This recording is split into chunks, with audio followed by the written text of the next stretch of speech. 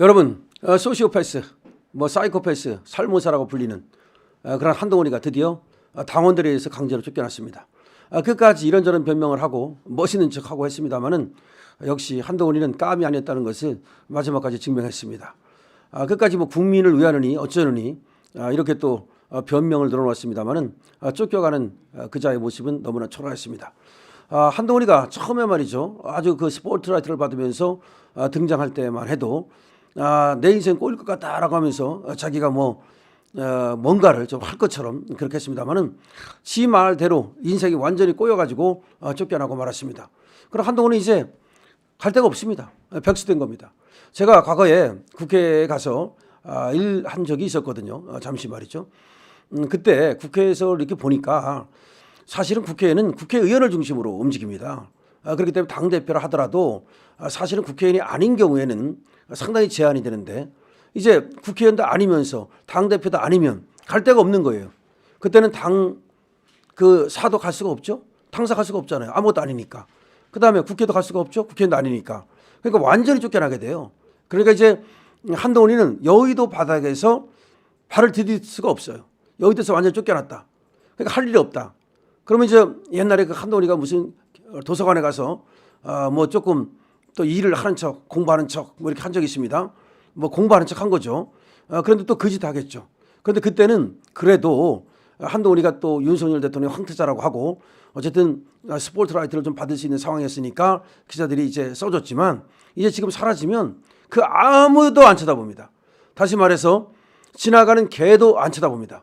이제 한동훈이는 완전히 이제 대한민국에서 정계에서는 사라졌다 이렇게 보면 되겠는데요. 지금까지 한동훈이가 걸어온 그 길을 보면은 처음부터 한동훈의 등장과 함께 윤석열 대통령의 시련이 시작되었다. 한동훈의 등장과 함께 우리 국민의 힘의 분열이 시작되었다라고 해도 과언이 아닙니다.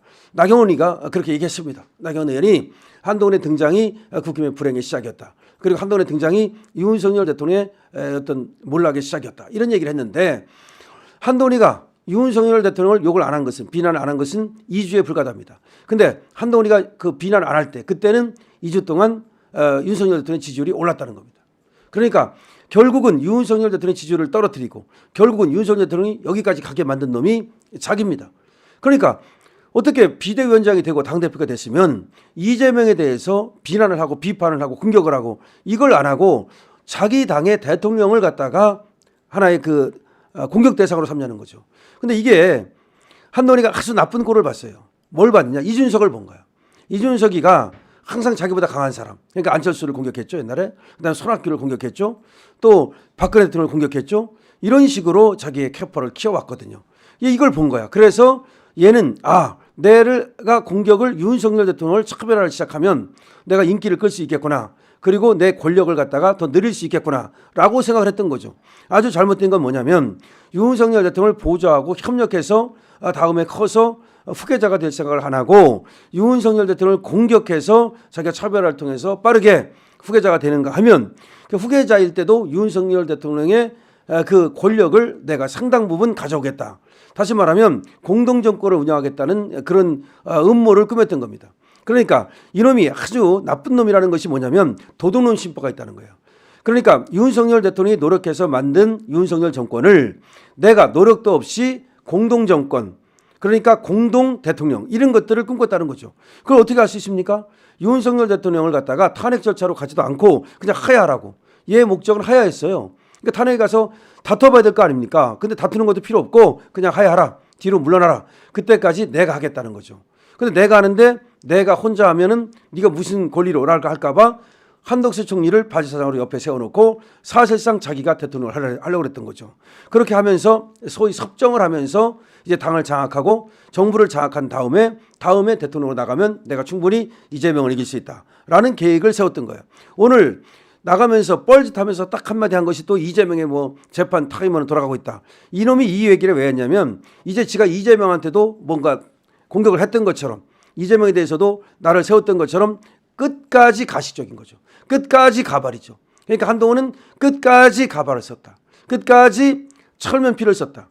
이거죠. 그러니까 끝까지 가면을 쓰고 그 가면을 벗지 않으려고 했다가 물론 가면이 다 벗겨졌어요.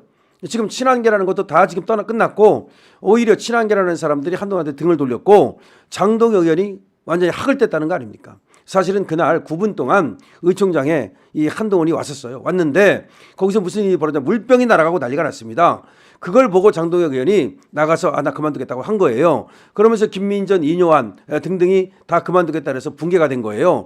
그때까지만 해도 이 인간은 붕괴가 안 될 걸로 생각했던 겁니다. 그러니까 윤석열 대통령만 몰아내고 자기가 당을 장악한 다음에 여기서 이제 대장 노릇을 하면서 윤석열 대통령이 없으면 대장이 자기다 이거지. 그러면서 대통령이 나가가지고서 이재명은 이길 수 있다는 생각을 했는데 오늘도 그것이 드러났어요. 뭐라고 말했습니까? 이재명은 이제 타이머가 돌아가고 있다는 말은 얘 계산은 뭐였냐면은 윤석열 대통령만 제끼면 이재명은 어차피 법원에서 이 재판을 통해서 아웃될 거다. 그러면 저쪽도 사실상 무죄공산이다. 저쪽도 만만치 않다. 그러면 이쪽에서 내가 나간다면 가능성이 있다라고 하는 권력 찬탈. 그러니까 어떻게든지 권력을 갖다가 쟁취하려고 하는 이런 생각만 머릿속에 가득 차 있었다는 거죠. 그러니까 능력도 없고 그리고 어떤 비전도 없고 그리고 철학도 없고 그리고 의리도 없고 아무것도 없는 놈이 오로지 권력 욕만 가득 찼던 거죠. 그래서 끝까지 지가 뭐 국민을 위해서 정치를 했다는 등 이렇게 끝까지 변명만 하고 나갔습니다. 그러니까 결국은 끝까지 가발을 벗지 않았습니다. 가발을 벗지 않는 것은 그렇다 치더라도 끝까지 가면을 벗지 않았습니다. 결국은 이 역사상에서 말이죠. 지금 많은 사람들이 얘기하기를 대한민국 역사상 한동훈 같은 배신자는 없었다. 그러니까 역대 최대의 배신자에 올랐다. 이렇게 지금 보는 겁니다. 유승민이나 김무성은 거기에 비하면 그냥 귀여운 수준이고 이 한동훈이 가장 배신자였는데 처음에 나타날 때까지만 해도 생각해 보십시오.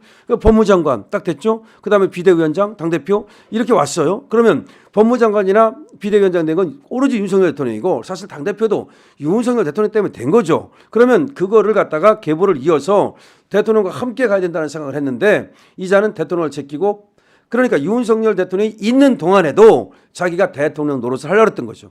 근데 그 이유를 알 수가 없어요. 그래서 많은 사람들이 얘기하기를 왜 그렇게 조급하게 왜 그렇게 욕심을 부리는가. 그러니까 이자가 그 어떤 그 어렸을 때부터 무슨 어떤 잘못된 어떤 인식이 들어가 가지고서 자기가 최고라고 하는 나르시스트, 자기 아니면 안 된다고 하는 어떤 그런 잘못된 생각, 그런 생각이 가득 차 가지고서 인생을 망쳤다. 그래서 인성이 나쁜 놈이다. 기본적으로 인성 자체가 잘못된 놈이다. 그런데 인성이 잘못됐으니까 그때도 이명박 대통령한테 배신 때리고 이명박 대통령한테 그렇게 가혹하게 했었습니까? 박근혜 대통령 때도 그걸 박근혜 대통령의 그 수사를 가장 가혹하게 한 놈이 바로 이놈이라는 거죠. 그러니까 이놈은 인성 자체가 악마적 인성을 갖고 있고 그것을 통해서 출세를 하려고는 출세 지향적인. 그래서 검사도 이놈이 뭐 능력 있느니 그게 아니라 워낙 악독하니까 다른 검사는 안 할 것도 악독하게 그렇게 했다는 것을 이제 알 수 있게 되는 것이고 김경률이가 말이 앙도 안 했더라고 얘기했던 것도 이놈한테는 하나도 그게 충격적이지 않은 거야. 다른 사람들한테는 그렇게까지 말하는 것이 너무 충격적이고 그건 아니다라고 했지만 이놈이 보기에는 상대를 갖다 악마화하고 상대방을 죽여가지고 내가 크겠다 이런 생각이 가득 차 있었기 때문에 결국은 그것이 아무렇지도 않고 김경률을 감싸고 돌았던 것이죠. 그런데 결국 악마는 또 악마에게 당합니다. 결국은 이 악마가 지금 한동훈이라는 이 악마가 말이죠. 그야말로 이재명을 우습게 봤다가 이재명한테 당한 측면도 있어요. 그리고 윤석열 대통령은 저 악마를 갖다가 능히 누를 수 있는 그런 독해지려면 얼마든지 독한 사람이기 때문에 이 협박을 갖다가 먹히지 않은 거죠. 사실은 끝까지 협박을 한 거예요. 끝까지 협박을 하면서 나한테 뭐 어찌 하면은 내가 탄핵만은 막아주겠다. 그 하야를 하라. 하야를 선택하라. 그러면 내가 탄핵을 막아주겠다. 이런 식으로 하면서 자기가 권력을 가져오려고 하다가 윤석열 대통령이 또 이제 네 맘대로 해라 그러고 오고 또 하나가 뭐냐면 김건희 특검이었어요. 김건희 특검을 가지고서 만약에 하야를 한다면 김건희 특검 막아주겠다라고 얘기를 했던 건데 윤석열 대통령이 이 악마의 어떤 근성을 보고 악마는 또 악마로서 대항을 해야만 이길 수가 있거든요. 그러니까 네 맘대로 해. 이렇게 하니까 이제 지가 할 일이 없었고 그래서 이제 어쩔 수 없이 몰려가지고서 탄핵 찬성으로 갔던 거예요. 그러니까 탄핵을 친한계랄에서 전부 다 찬성하고 싶었던 게 아니에요. 근데 요 놈이 몰려가지고 탄핵 찬성으로 가니까 거기 레밍지들이 몇 마리 따라간 거고 이렇게 된 건데 자 한동훈은 이제 공식적으로 사퇴했습니다. 쫓겨났습니다. 가면을 끝까지 벗지 않았습니다. 가발을 언제 벗을지 모르겠습니다. 자 이자의 앞으로의 이제 인생은 꼬였는데 이자가 다시는 정말 고개를 못 들도록 밟아버리겠다는 것이 우리 지금 국민들의 생각입니다. 광화문 광장에서 밟아라고 하는 외침이 울려 퍼졌던 거 기억하시죠? 밟아버립시다. 여기 한동훈 이자는 더 이상 대한민국에서 정말 살 수 없을 정도로 이제 역적 계보에 올랐다는 말씀을 드립니다. 좋아요 눌러주시고 공유 눌러주시고 그리고 댓글 구독 부탁드립니다. 강시철 TV입니다.